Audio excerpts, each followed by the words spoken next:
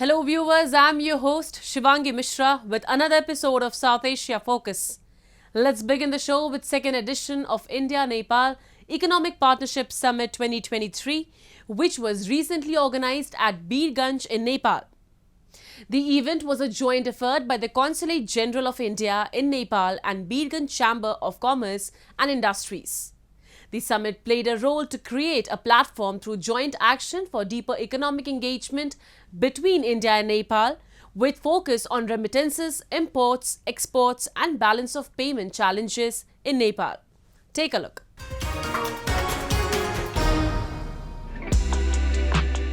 In order to discuss the way further to strengthen the bilateral economic partnership, a one-day India-Nepal Economic Partnership Summit was organized at Birgunj in Nepal. The event, organized in association with the Consulate General of India, Birgunj and Birgunj Chamber of Commerce and Industries. While setting the tone of the summit, the session chair Atul K. Thakur, who is the Secretary of India-Nepal Center, PhD CCI, reflected on the necessity for having a collaborative approach among the stakeholders in the government and industry to tap the rich potential and also cope the challenges in post-pandemic times through India-Nepal economic cooperation. In today's time, Nepal being the friendliest neighbor of India, has an active role to play in South Asia region. And as we all are aware that SAARC has been mostly dysfunctional over the years. And other experiments like BPIN too has its own limitations. So now it's time that friendly neighbors like India and Nepal should come forward and also create the basis for sub-regional cooperation. The summit dwelt on new roadmap for accelerating India-Nepal bilateral cooperation, promoting industrial development in Nepal and India, revisiting bilateral trade policies, expanding bilateral and sub-regional economic cooperation, and improving border area development and connectivity. In his opening remarks, Anil Kumar Agrawal, President Birgunj Chamber of Commerce and Industries (BICCI), recounted Birgunj's achievement as a major trade hub of Nepal and how BICCI has been contributing over the decades and making the industry and trade crucially important for India-Nepal economic relations. हामीसँग बिरगन्जमा ठुला संरचनाहरू dry port ICP सबैहरू स्थापना भइसकेको अवस्था रहेको छ। यसलाई बढीभन्दा बढी कसरी चलायमान बनाउन सकिन्छ, आउने दिनहरूमा जुन प्यासेन्जरको मुभमेन्ट छ, अहिले सारा कार्गोको मुभमेन्टहरू आईसीपीबाट डाइभर्ट भएको छ। आउने दिनहरूमा प्यासेन्जरको लागि पनि प्यासेन्जर भेहिकल प्लस प्यासेन्जरहरूको लागि पनि आईसीपीबाट मुभमेन्ट हुने व्यवस्था भइदिएपछि धेरै सजिलो हुने हुन्थ्यो र त्यो मोनिटरिङ पनि सजिलै हुन सकिन्छ। The chief guest and keynote speaker of summit, Devi Sahai Meena, Consul General of India in Nepal, reassured New Delhi's support to accelerate the economic cooperation between India and Nepal. India is Nepal's largest trading partner and the largest source of foreign investments. India accounts for almost 2/3 of Nepal's merchandise trade, 1/3 of trade in services, 1/3 of foreign direct investments, almost 100% of petroleum supplies, and a significant share of remittances. The summit played a role to create a platform through joint action for deeper economic engagement between India and Nepal, with focus on remittances, imports, exports, and balance of payment challenges in Nepal. As per the organizers, it channelized investment from India to Nepal and other ways round, and re-established the India-Nepal bilateral relations as the core strength of the sub-regional cooperation in South Asia. It played a role to create a sustained convergence of industry and government for thriving on the mutually beneficial India-Nepal bilateral relations in all crucial realms. The second edition of India-Nepal Economic Partnership Summit also raised the discussion further and ideate for making cluster-based economic zones across Nepal. Let's now move to Pakistan, where Baloch nationalists protesting against extrajudicial killings and enforced disappearances were arrested and blocked from entering Islamabad. The police used water cannons and tear gas on the demonstrators and took several women protesters to police stations. The long march was initiated on December 6 from Balochistan's Turbat. The movement made its way to Quetta, involving families of missing persons and people killed without trial. The march had started to move towards Islamabad after a successful stop at Dera Ismail Khan. A report.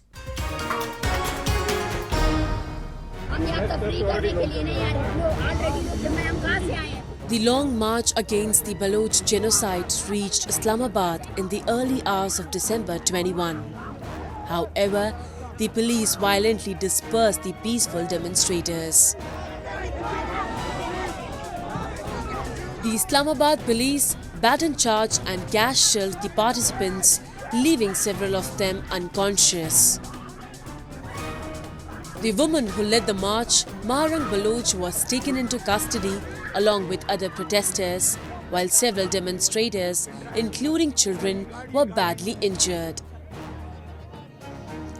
People were rounded up and placed into transport vehicles. Thousands had reached the capital city of Pakistan to support the march against the ethnic minority. Earlier, Maharang Baloch was seen describing how the Islamabad police and government were employing various strategies to halt the march. इससे पहले हम जहाँ से गुजरे हैं वहाँ गिरफ्तारियाँ हुई है, FIR हुए हैं हमारे साथियों पर, लेकिन ये तहरीक नहीं रुकी है। और हम फिर से ये कह रहे हैं कि हमें जहाँ रोका जाएगा वहाँ हम एहतजाजी धरना देंगे। हमारा ये था कि हमारे सारे साथी जो है ना वहाँ नेशनल प्रेस क्लब में हमारा इंतज़ार कर रहे थे, वहाँ हमें एहतजाजी धरने को ज्वाइन करना था, जिसमें साफ़ी हजरात थे और इस्लामाबाद के जितने भी सियासी पार्टियाँ थी वो सब वहाँ मौजूद थे। तो एक तरफ हमें यहाँ से मूव करने नहीं दिया जा रहा है और दूसरी तरफ नेशनल जो प्रेस क्लब है उसको भी सील कर दिया गया है। ये इलेक्शन के दौर पर और यहाँ पे जो इस्लामी जमहूरिया पाकिस्तान है उसकी हकीकत यहाँ आया होती है कि यहाँ पर कौमों को, जो आबाद कौमें हैं, उनकी आवाज़ कितनी मायने रखती है इस रियासत के लिए। The long march was initiated on December 6 from Balochistan's Turbat. The movement made its way to Quetta, involving families of missing persons and people killed without trial. The march had started to move towards Islamabad after a successful stop at Dera Ismail Khan. For decades, Balochistan has been affected by human rights abuses and extrajudicial killings. There are several cases of torture and arbitrary detentions, but restrictions on press freedom hampers independent reporting. The Balochistan conflict has a long, complex history, but since the time the region caught China's eye, the conflict has intensified. Baloch nationalists, forming many groups, have been fighting the state to oppose curbs on civil rights and the China-Pakistan Economic Corridor projects that they say deprive locals of natural resources while giving few jobs. China is acting like the foe of the Baloch people by collaborating with Pakistan, the enemy of the Baloch nation. Islamabad and Beijing jointly want to strengthen Punjabi colonization over Balochistan for their expansionist evil designs and economic benefits.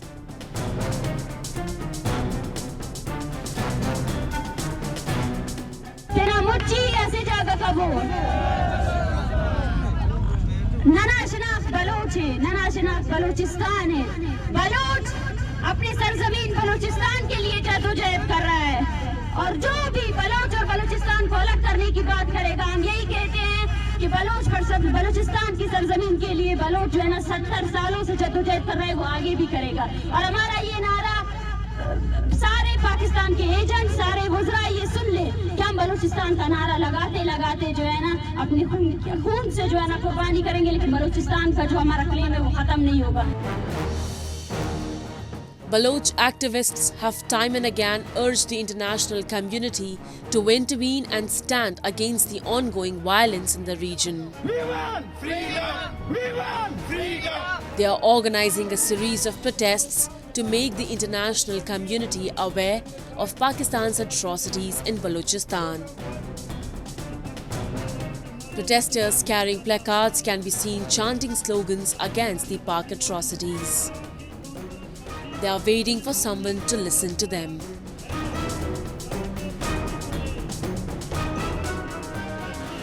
Time now for Asia This Week, the stories from across the continent.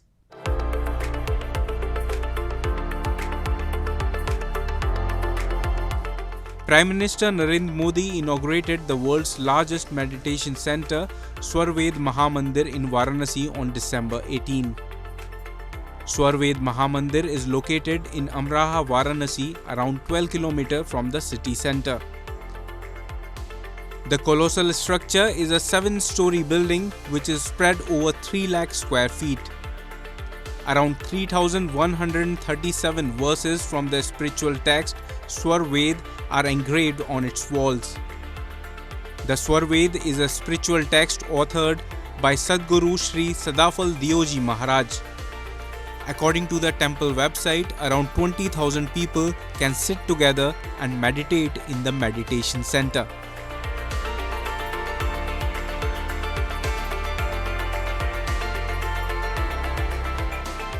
Meet celebrity French chef Dominique Corby. He has earned numerous medals from the French government for preparing French cuisine, including Legion of Honor. His passion prompts him to travel the world over in search of quality ingredients. Based on J. Fudo's recommendation, he paid attention to Fukushima's winter fishery. J. Fudo is developing promotions to accelerate the export of Japanese food. Dominic Corby visited Haragama Fishing Harbour in Soma City. It is a very familiar place for him. 震災の後に炊き出しとかたくさん行きまして、すごいなんか大変なものもなったんだけど、で、今日見たらなんか戻ってきてるとなんか感じてますね。The seafood market is filled with positive energy. Workers at Fishing Harbour Haragama expressed confidence in area's recovery. どうですか？もう元気になりました？そういう。そうですね。東日本大震災があって、原発事故があって、1年ぐらい、漁がストップした時期はあったんですけども、福島県を代表するようなヒラメ、ブランド化したトラフグ、今メインとなって水揚げしているような状況です。Chef Corby selects quality ingredients for his French cuisine. The best fish to eat in the winter is flounder. Fishermen's self-restriction protects it. 福島県のヒラメって非常に大きなものが多いかと思うんですけど、全長50センチよりも小さいものは保護しましょうということで、それより大きなものだけが水揚げされてます。After his return to Tokyo, Chef Corby managed to capture the essence of Fukushima's cuisine and prepare his own dish. はい、できました。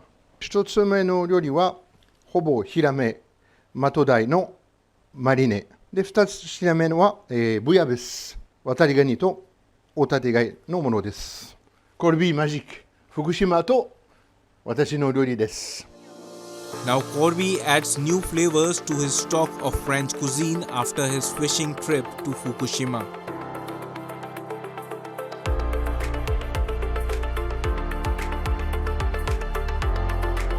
On December 19, South Korea started joint special operations exercises with the US amid high tensions on the Korean peninsula following Pyongyang's missile launches. The South Korean ministry said the drills, which began on December 18, took place at various special war school training sites in the country and will last for 2 weeks. Video footage provided by the ministry showed armed US and South Korean soldiers conducting drills and shooting targets in a building. North Korea said it had tested the newest Hwasong-18 intercontinental ballistic missile on Monday to gauge the war readiness of its nuclear force against mounting US hostility as Washington and its allies began operating a real-time missile data sharing system.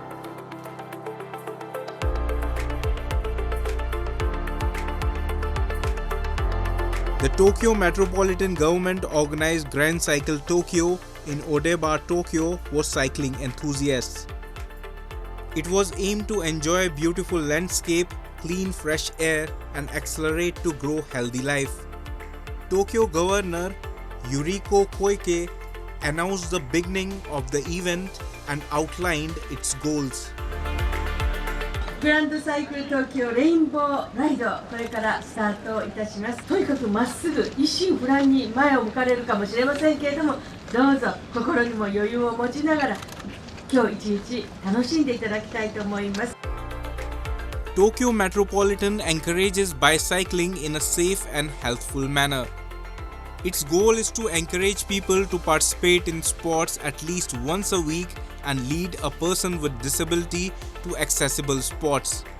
Odeba area has Rainbow Bridge and newly added Gate Bridge. These two bridges are landmark in Tokyo to attract local residents and visitors. A 32-kilometer course and an 8-kilometer course were prepared. 4,500 cyclists participated in the pleasant breeze and stunning scenery, including Olympic and Paralympic medalists as well as other cyclists. Adoption of safe riding is another crucial aspect. Helmet was compulsory for all cyclists. Enthusiasts with tandem bicycle, which is designed for two riders, also participated in the event. People with physical disability also participated.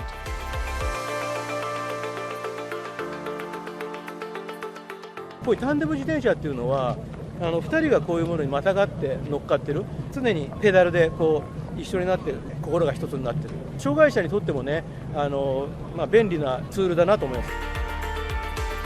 Bicyclists enjoyed the crisp, clean air and picturesque scenery of autumn along with the contentment that comes with being a Tokyo metropolitan.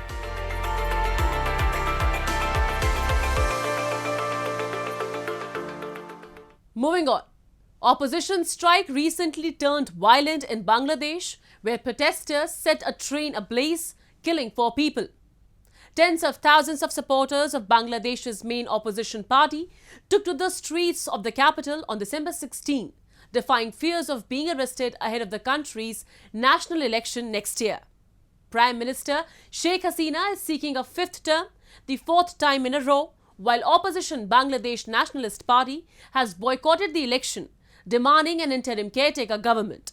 BNB leaders are claiming that they do not feel that the elections will be fair and free. A report.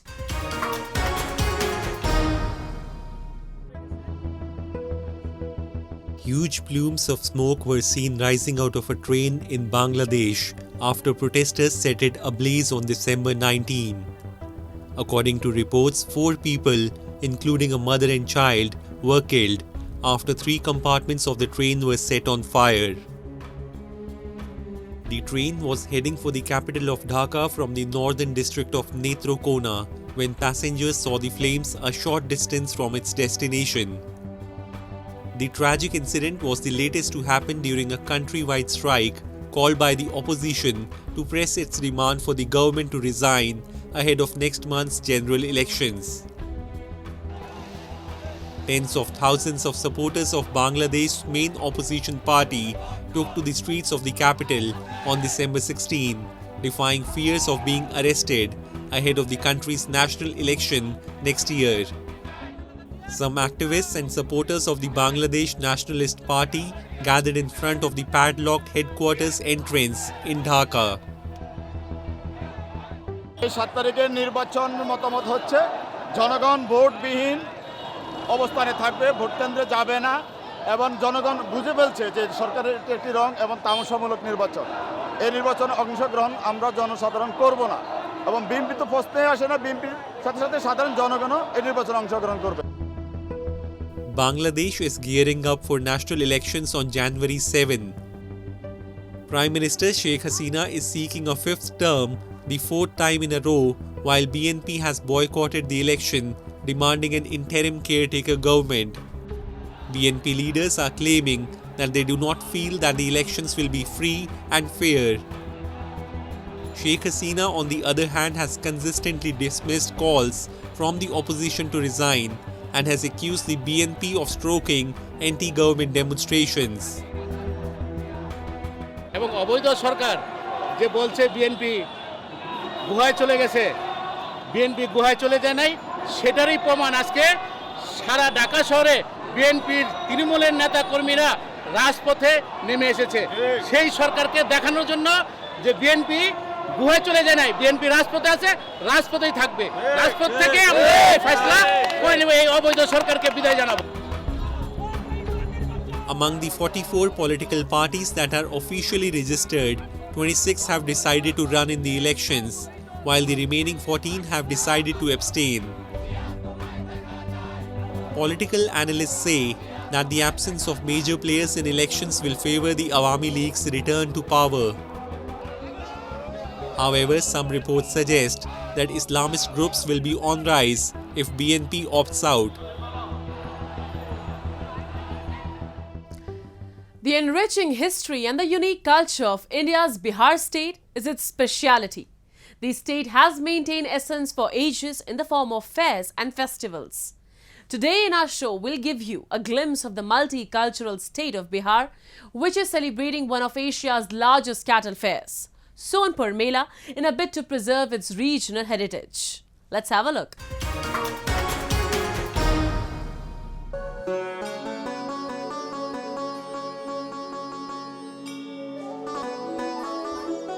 The land of Bihar embodies a rich cultural history and civilization values.